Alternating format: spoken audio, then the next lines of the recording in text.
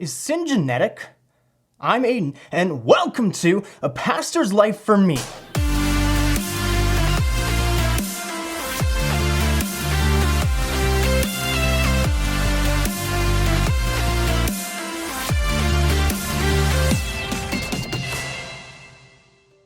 So if you've been watching my videos, you may have noticed that I talk about our sin nature pretty often. But how did we get this sin nature? I mean, the obvious answer is from the fall, but the actual way that we get it is debated. Romans 5:18-19 states, "Therefore, as one trespass led to the condemnation for all men, so one act of righteousness led to the justification and life for all men. For by one man's disobedience, many were made sinners. So by one man's obedience, many will be made righteous." This is speaking about how through Adam's trespass and Adam's sin, we all became sinners, in the same way that we gain righteousness through Christ's obedience. So the two most common explanations for how we got our sin nature are known as natural headship and federal headship.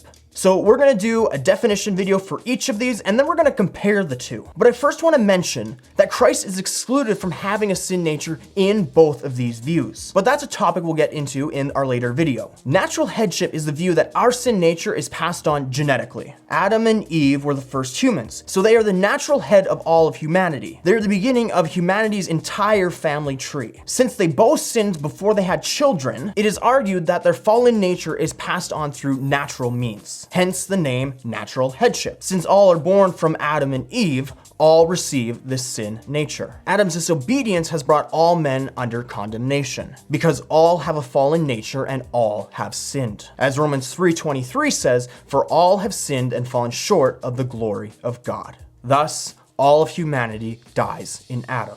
But before you jump to any conclusions, wait for the next two videos to come out. Our definition for federal headship is going to come out later this week, as well as our videos comparing a bunch of different views will be coming out sometime next week. But until then, remember, know the word, do the word, and share the word. But as always, we do it in love.